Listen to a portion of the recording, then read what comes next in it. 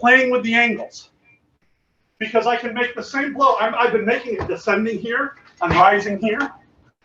But if you caught on the last one, I did a descender and a flat, right? And I can make plays once, twice, right? Flats, I can play one side, the other side, right? One side, the other side. Staying under cover, transitioning my buckler out of the way. So that's the other core transition. Let's see. We've done that one. We've done the other one. What drill next? The other core drills, really, very simply, the ups and downs. If you want to study this, if you want to do any kind of sword play, the first thing to train is your legs, right? Without the stable base, we have, why bother fighting? I see this a lot. Tournament people who fight up on their tippy toes, you kind of hop around, right? Like a modern sport taekwondo fencer, right? Where you have a known smooth surface, life is good, I can be up here. It's safe. Jim and I both competed in taekwondo. We know these movements well. But that doesn't work in the mountains on treacherous terrain and such, where the Kevser were fighting, right? Again, back to context. I can't even count on there being somewhere behind me to retreat from, right? So, in Saber, right, if Jim were to make a cut, I can go ahead and make a seating parry. I can retreat with it. That's safe. I can't do that fighting in the mountains.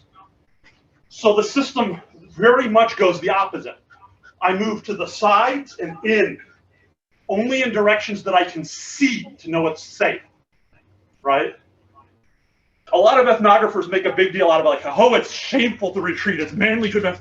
No, it's practical. If you retreat, you might bump up against the wall of a cliff. You might fall off the trail. I mean, it's just not practical to move where you can't see. So the style evolved to prevent that. So training feet, we can literally just put the swords away for a minute. Right? What can we do with this?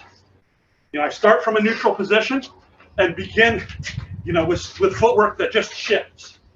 I'm here, and then I start doing the same thing, but playing with my levels, because Georgian uses this, right? I'm in here, and I'm down, right? And I still need to be able to move, right? I need to be able to get down and move. Not as well, but we see this also in some of the Japanese arts, where you need to be able to move in a squat position. Georgian makes a lot more of level shifts than moving while down. Tends to be, I'll come down and stop and play down here in one place, and then move up. But that transition is a big deal. So we practice it, right? If I'm in here and I want to, come down, right? Come up. And accompany that with our base strikes. So the same drills I was doing, right, where I made, once, twice, I do the same thing here, ready? Right, once, twice, then once, twice, and move, level shifts, side to sides, movement. Build the base. And, Jim, what else am I forgetting in terms of core stuff? We haven't talked much about the thrusts yet. We have not talked about the thrusts. Don't do that right away. Yeah, thrusts tend to be introduced later. The core of the system is cutting for social reasons, like we spoke about in my last interview. Friendly fencing doesn't involve cutting. Thrusting is considered evidence of lethal intent, and as such, it tends to be restricted to lashkroba, or war fighting, as opposed to parakeba or triloba. It's also part of, and I'm going to use the Russian word, forgive me, my Georgian friends, like kravniki, but blood feud, because for whatever reason, the Georgian term is escaping me today. But blood feud is the other place where we'll deal with thrusts a lot, and ambushes and such. If I may, I'd like to spend a moment to address sort of a misconception.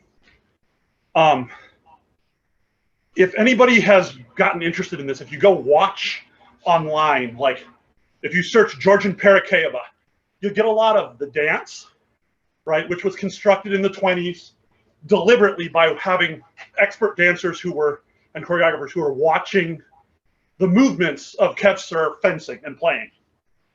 But there's this very famous thing you'll see, when we see lots of this in ads for Georgia, the guy in the big furry hat, coming in with his hands joined and high and his knees up, like leaping in the air, cutting.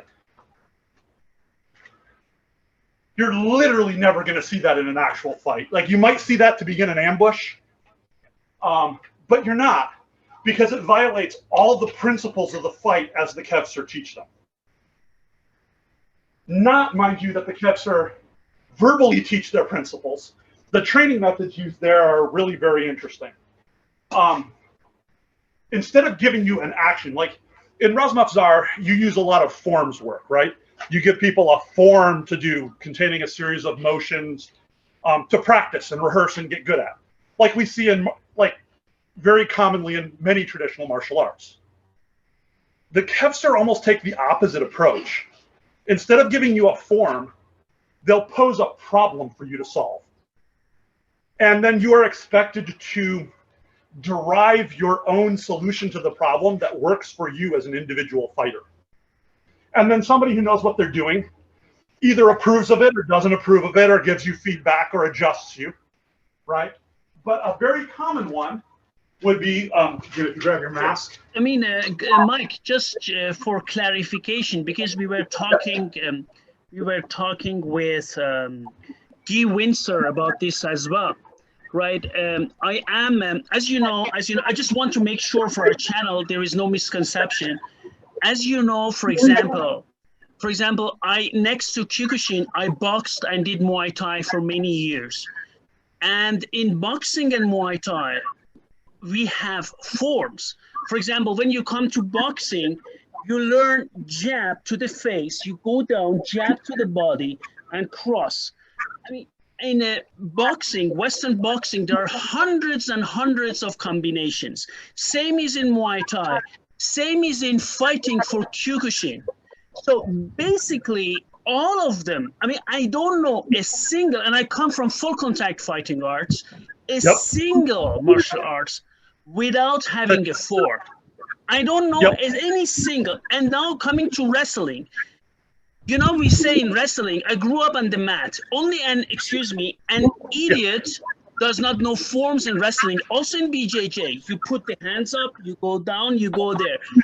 Basically, any type of martial arts consists of forms. I just wanted to mention that. And again, I'm not saying that the kevser arts are lacking in that. What I'm saying is that once you get past the basics, much of the training is focused around sort of much more free-form experimentation, where you'll be posed a problem and have to find the best way to apply what you know to solve it. But this is also what all martial arts share, Mike. Boxing, Muay Thai, all of them have, right? You to solve that as well. After learning forms and katas, then in free fight, that's or in thing you solve the problems. Right. Just wanted to mention that. Because we have this discussion all the time on our channel among martial artists, among this, because, for example, the reason I'm saying it is not because of weapon arts, because many martial artists watch this channel. Okay, let's put it this way. I go to Muay Thai, I learn different combinations, or I go to boxing. Then many people who come to Muay Thai and boxing don't want to spend time on learning katas. Kyokushin has both, a very hard fighting and katas. But the thing is, go to Thailand, go to any experienced martial artist, they do that, and then the solving of problem is, for example, I can tell you, because I know 39 katas. If I do katas in Kyokushin, it takes over 1 hour, 20 minutes for the memory. You can imagine. Doing it is not everyone's cup of tea. But I tell you, when I fight, it helps me in Muay Thai, it helps me in boxing, because my body always reacts to this.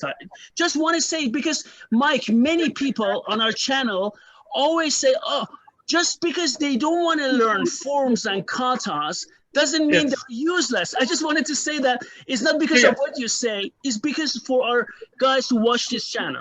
I just wanted to mention I think what I'm trying to get at, to sort of rephrase what I'm saying into the context you placed, is that the training methodologies used in Kev Sureti, to many outsiders, to every outside account we have written, starting from the mid-19th century onward, people, experienced martial artists, you know, people who trained in fencing salas in Western Europe or St. Petersburg, you know, folks from Persia who came and visited. If you read the accounts, they look at what the Kevs are doing and go, how the heck are these guys good fighters? Like, their training makes no sense. There's no form. There's no one person leading things. There's no, the formal aspects that we see in most martial arts schools, where you have a person leading and designated forms and people practicing the same things together, are almost entirely absent. The Kevser form of training focuses very heavily, once you have the basics, obviously. You know, they're not going to hand you a sword and a buckler and be like, okay, go hit the other guy. Like, no, that just gets people hurt, right? Yeah. But once you have the basics, you spend much more time sort of in what is almost like heavily restricted sparring situations, right? So this is a puzzle, right? And we see this a lot. Like, you know, I deal a lot with HEMA groups, right? And this is an issue, especially since 2009, when the longsword tournament circuit became a huge thing, right? Where people basically, we get these groups where people just like, they get together, they've learned a basic strike or two, and all they do is spar. Yeah. And they make no progress. They get exactly. to a basic and they just stop. You know, Mike, excuse me. Just one thing I need to say, because many Brazilian Jiu-Jitsu, because I have been doing Brazilian Jiu-Jitsu now for 15 years next to wrestling. You know, Brazilian Jiu-Jitsu, guys, excuse me, Mike, I don't want to change the subject. You can do it two ways. If you do it professionally, you go, okay, they call it in Brazil, aula. You do this, then you do this, then you open, then you go there, you get the back. Again, you do this, you do this, you do this, get the back, then this. Some Brazilian Jiu-Jitsu, they just say, okay, we warm up, spar.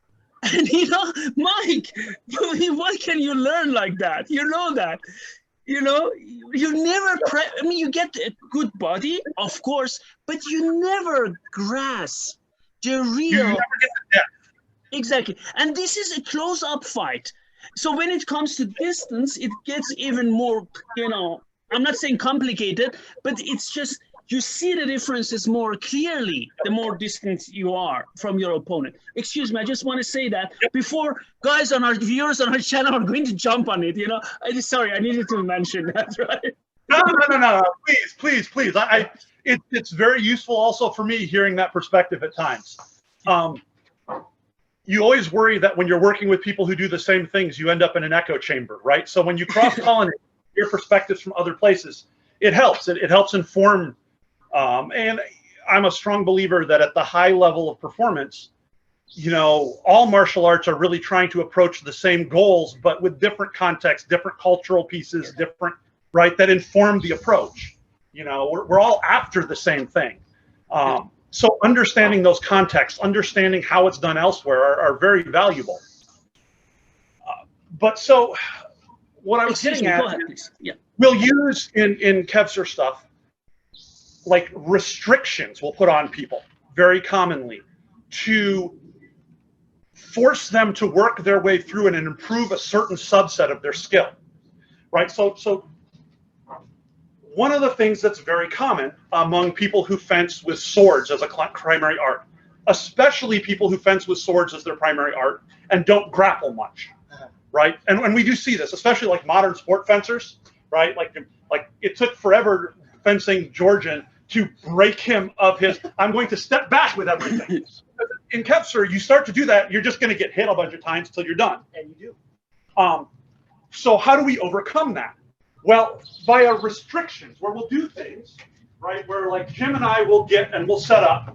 And I think you can you see my feet? Yeah.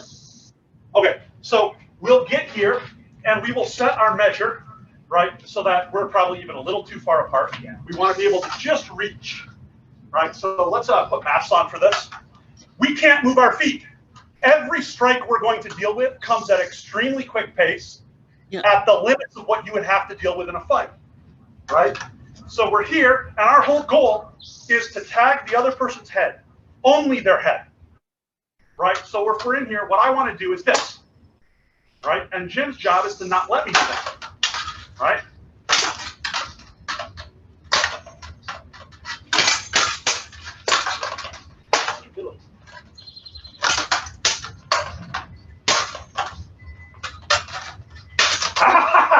Bravo, right? So you can see we get in here and we pose a challenge, right? Can I keep myself safe? Can I strike without bringing the footwork in, without simplifying it? All we've done here is the blade work. And if I can deal with his strikes at that pace, at that range, then we start to bring it back out into a fight where I can use my body, use my feet, use my other actions. I can keep myself safe in situations I couldn't before. Right, and much of Kevser traditional training consists of these sort of restricted puzzles that you're given, targeted at improving some aspect or another of your fencing, of your fighting. And the way this would work is you have your village-like common area for the men, and it's where people go to, like, mirrors aren't common, so that's where you shave. Like, people will be there helping each other groom, relaxing, you know, smoking, making gunpowder, doing whatever sort of casual chores you can do while hanging out with your friends. And especially the younger fighters will be training. And they'll be sitting, and, you know, if there's a dozen youths, you know, teenagers in the village, you will have 6 pairs, each doing something slightly different, right? And periodically, one of the elders will look over and be like, yeah, you two, you've got that. Switch to this. Like that one video that Nico shared when he's up in Kevser, he's got the 2 or 3 old Yeah, exactly. There's a couple of good videos for this around where you can see when Nico and Vakhtang went up into Kevser when they were talking with the elders, the few remaining old men. Situation where you've got this group of like 4 old guys at a table and a few young guys off to the side trying stuff, and the old guys are just sitting there drinking, watching them, and then periodically one of them will get up and walk over and make a correction and go back, right? It's a different training environment, and it's because of this, if you do this in large groups, it ends up looking very chaotic to somebody who doesn't understand what they're looking at, right? It's also very much focused on developing individuals as a fighter, as opposed to developing people to meet a standard. The Kevser don't care, literally don't care, if my version of this blow and Jim's version of this blow look the same. They care that both of us are able to effectively perform that blow and hit someone, and will adjust. So you get these little things that look odd, right? When you're looking at old ethnographic footage, for example, when we demonstrated the initial strikes, right? We made the strikes with our hands joined. That is one style that we see. We also see a version of this done with the sword hand held a little behind, free floating, where I'll do the same thing. I'll snap forward, right? And I may even come out from behind my buckler a little and return. You know, yep, exactly. And play and move. And one of the side effects, one of the results of this is that if you watch a group of Kevser fighting, they don't look exactly the same, right? So we see this a lot where in a lot of places where you look at something and, you know, I can look at a fighter and say, oh, you studied with this instructor, you studied, you know, these styles, you did. And it's more chaotic with the Kevser art. You'll see a wider variety of different things presented, which means the people training it also have to be better at reading what's coming into them. And it creates this growing effect where the Kevser get better because they face more varied opponents, right? And adjust continuously for what works. Like, you know, I think it's Bruce Lee talks about, you know, take what works and discard the rest. And it's like in Kevsereti, they lived that for generation upon generation. And as a result, they produced really good fighters for generation upon generation. And that only ended when those communities were sort of broken up and pulled out of the mountains, and that communal knowledge and that communal training base was destroyed. So kind of a long digression. I apologize. You know, we were here to talk about techniques and to show techniques. Important though. Yeah. Shall we? Let me think. One last thing. Yes.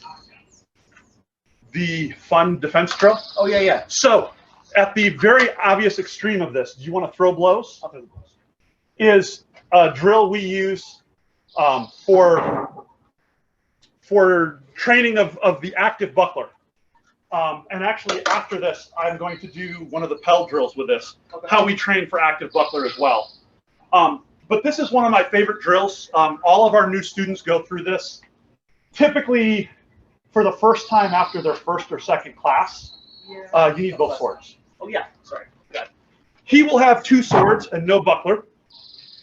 And my job with my buckler is just to defend myself as long as I can. And I ideally want to do this without retreating. Yeah. So if I'm here, and we'll begin slowly, right? He'll start a pattern.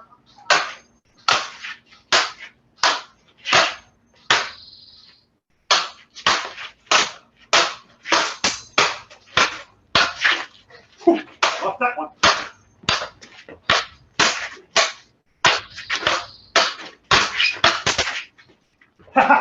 All right, 2 in a row. Got me too. 2 in a row, right? So all I'm doing is defending myself over and over. And we use this to track, to improve the buckler movement. And then I'll also do the same thing with a small knife or something, so that when he makes that same cut, I can trap it. Hang on, I wanted to hold and just show. Right, if you make the same, I can trap it just like I would if I was fighting. Right, so I give myself a little less restriction. So that's one piece of active buckler. The other thing we see a lot, or I see a lot with new students coming in, is that everybody is expecting and used to impacts on their sword, right?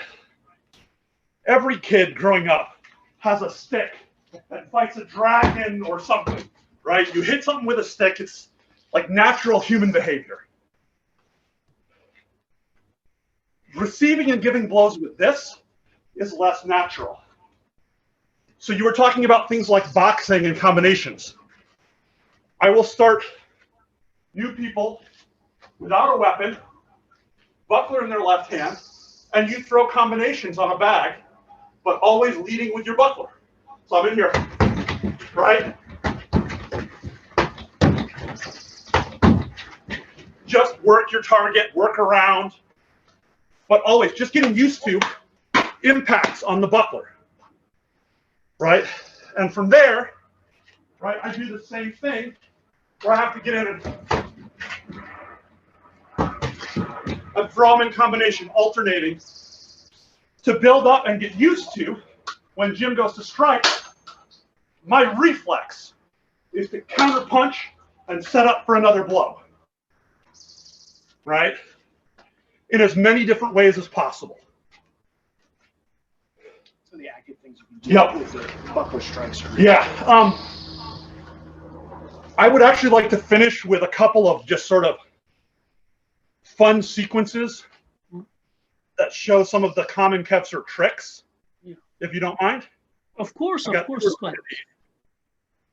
then we're sort of through what I'd prepared for today. Sure. But the most common and my favorite, and for people that aren't used to Kevser fighting, I love the look on their face when you do this to them, is we'll get in here. I'm a big guy, you'd expect a big blow, and I'll come in and I'll throw a big blow. Boom. He covers it. I'll throw a big blow. Boom. And you notice, if I'm doing this, his guard creeps up. He doesn't want to. So this time I'll come in again, big blow, and drop under, right? And from here, I've got my high line covered if it tries to return, but where's my point? Right behind. And from here, it just becomes that lift right up behind the hands. This is documented. We know this, like, this is one of like the common Kevser tricks.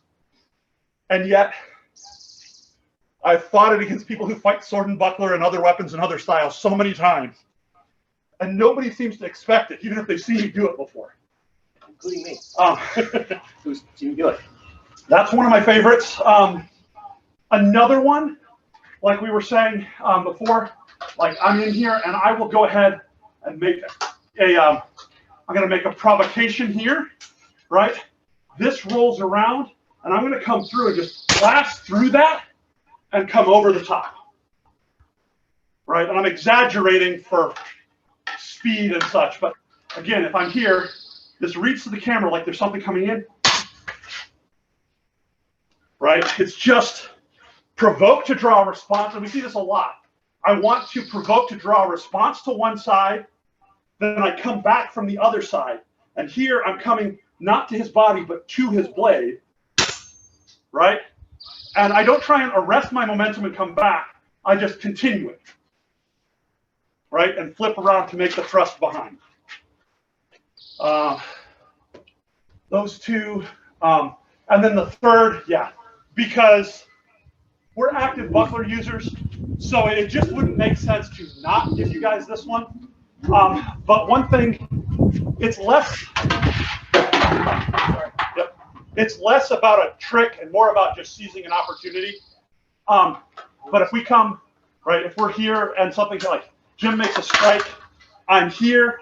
What have I done? I have exposed, like I've covered this, but at the cost of exposing my wrist, and he's going to chop the edge of his buckler right into my sword wrist, right? Ideally, what I want to do to get there, right, if we're here, oh, sure, give me where I've got nothing. Come from the other side. Give me my opportunity, right? If I'm here, ideally, I want to take this, the edge of my buckler right down onto the wrist itself, right? I mean, you fought a lot. What happens when you're struck on the wrist hard in those nerve bundles, right? Your hand spasms. And typically, if I do this hard, which I don't like to do because I don't want to hurt people, they'll drop their sword, which means I now have a nice shiny new sword and a prisoner I can ransom. And again, goes to demonstrate the active buckler. And we'll go to the wrist like that. If an opportunity arises itself and I can get a transfer, I'm going to pin and strike with the buckler to the face. Strategy-wise, in a fight with these, a lot of this in your tactics boil down to 3 S's. Seek, suppress, strike. So when I'm engaged with Jim, what do? I seek his sword, right? We have engagement. I know where his weapons are. I suppress his weapons. Okay, in this case, I rise down and pin, and then I strike with whichever tool is free, right? If we were to, if Jim had made a thrust, for example, and I carried through here, I sought it, and I suppressed driving in, which leaves my buckler free to make the strike, right? So yeah, I think that's kind of the core pieces and the core techniques we prepared for today. Any other questions you have for us while we're all here with weapons to answer?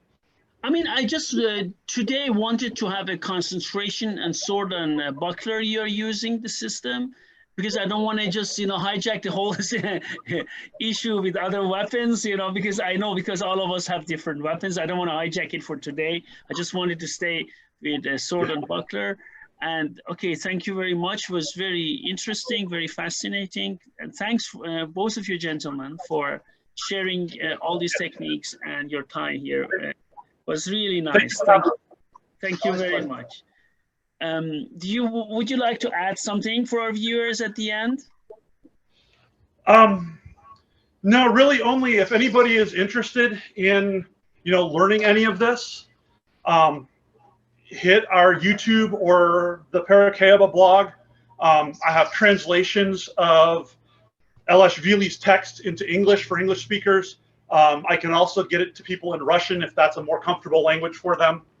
But we are very happy to help and answer questions for anybody that's at all, even interested in this in passing. It's a fascinating art that very few people outside of Georgia know much about, and we'd like to change that. Perfect. Thank you very much. Thank you. I wish you a nice day, gentlemen. Thank you. Thank you.